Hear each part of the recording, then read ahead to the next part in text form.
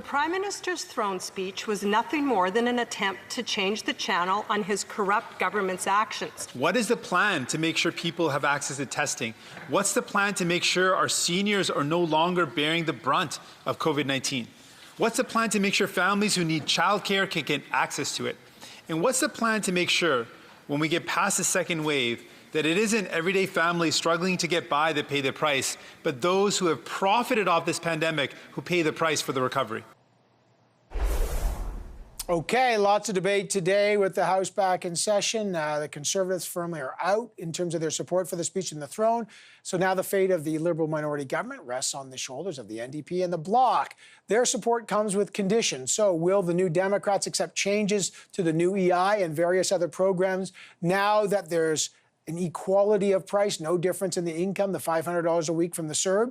Will they support the government? And what tipped the Conservatives over to the edge to say, no way, we can't support it? Opposition MPs are going to give their response now. The Conservatives' finance critic, Pierre, joins us, and the NDP's finance critic, Julian, is here. Gents, good to have you here. I'm going to start with the NDP because it looks like the Liberals conceded and gave the NDP what they were asking, which is no dip in financial assistance to Canadians who had been on the CERB, which ends in 4 days. Now they're going to get the $500 a week. Is that enough for a yes from the NDP? It's a start, Evan. I mean, Jagmeet Singh and the NDP have been very clear all along. People are struggling to put food on the table, to keep a roof over their head. We didn't see the logic at all at cutting emergency benefits at this critical time. So we've been pushing for weeks on that. The government basically shut down a month ago. The NDP, are the worker bees of Parliament, as many people have said. We just kept sending our concerns and making sure it was very clear where the government, where we saw the government going to help people. And now we've seen this first step, which I think is an important one, and discussions are ongoing to make sure that people are being taken care of. But ongoing in what way? I'm just trying to figure out. So I was surprised if the Liberals knew your demands. The Liberals knew your demands before today. I was sort of weird that they didn't just cede them and try to take credit themselves, but they didn't. They sort of hand you the credit. What else do you need now? Well, as Jagmeet has said since the beginning, we need to make sure that nobody has to choose between putting food on the table or taking sick leave, right? And so paid sick leave makes a big difference.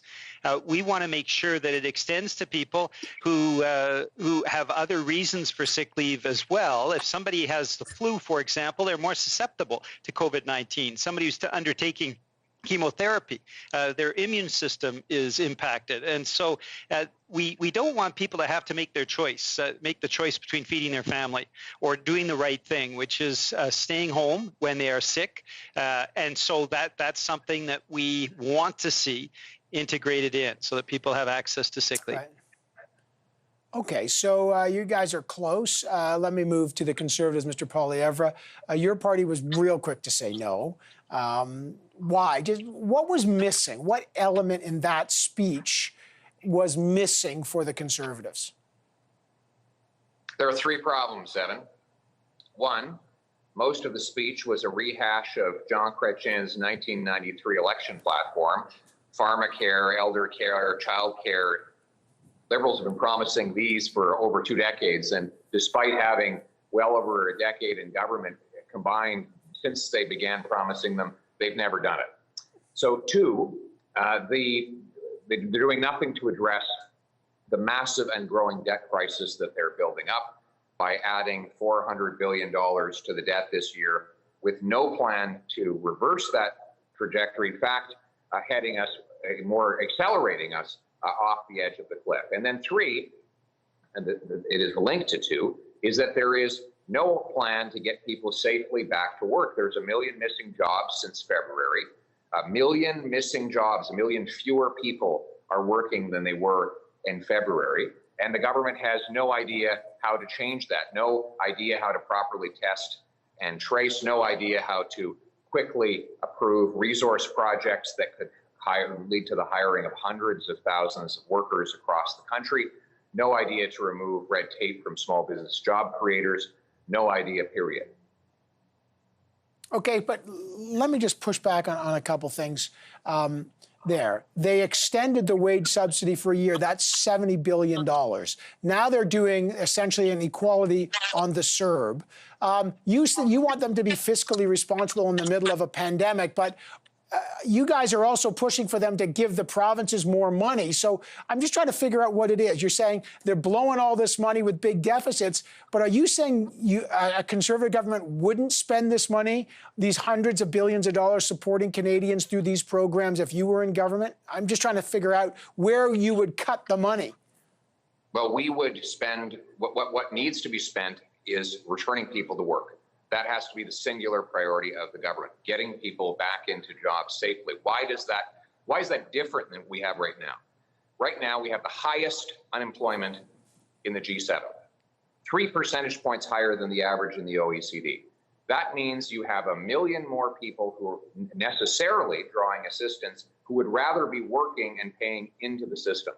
The way that we get our budget back into line is to get those people back into jobs, making paychecks that put food on their tables and money into our cherished. But how do you do that? I'm just trying to figure out, because the Liberals, they said they're going to create 1 million jobs. I have no idea how they're going to do it. They promised through green investments and other investments. Do you buy that? That is a wonderful fantasy, but let's focus on reality. We have hundreds of thousands of energy workers who are desperate to get back to jobs. All they need is a pipeline that would create steel jobs and trades jobs in the construction, and then energy jobs out west and refinery jobs out east thereafter. We could remove the carbon tax and carbon tax too to bring our factories and plants and industry roaring back to life, more good, solid, blue-collar jobs. We could bring in a tax reform that would unleash the power, the entrepreneurial power of our small business job creators and bring our main street coming back to life. Those are real ideas, Evan, that are funded by the private sector. And if the government would get off the back of the private sector entrepreneur, it could happen. Okay, Mr. Julian, your response. I should point out the Liberals actually bought a pipeline because the private sector didn't want it. But Mr. Julian, can you respond to that? They killed the pipeline. Yeah. No, they bought a pipeline, and it's to have a Conservative say they want to splurge $20 billion of public money on the Trans Mountain pipeline is really rich. And this is the problem with the Conservative philosophy, that they are saying that the chief problem of our time, of course, is the fact that we've seen massive profiteering during this pandemic. The top 20 Canadian billionaires have increased their fortunes by $37 billion, and yet Conservatives and Liberals oppose a wealth tax, even though 3/4 of even Conservative voters support that idea that already exists in prosperous countries like Norway and Switzerland. So we need to make sure that we're actually balancing our tax system so it's a fair tax system, and that means a wealth tax, and it also means cutting down on overseas tax havens that cost us, according to the Parliamentary Budgetary Officer, $25 billion a year. And Conservatives and Liberals don't seem to want to tackle those tough issues. All right, guys, well, we'll find out. The votes are coming and the debates are back. By the way, it's great to see everyone actually back debating these things. So welcome back, Mr. Poilievre, Mr. Julian. Great to have both of you. Thanks so much. Good to be with you. Thank you.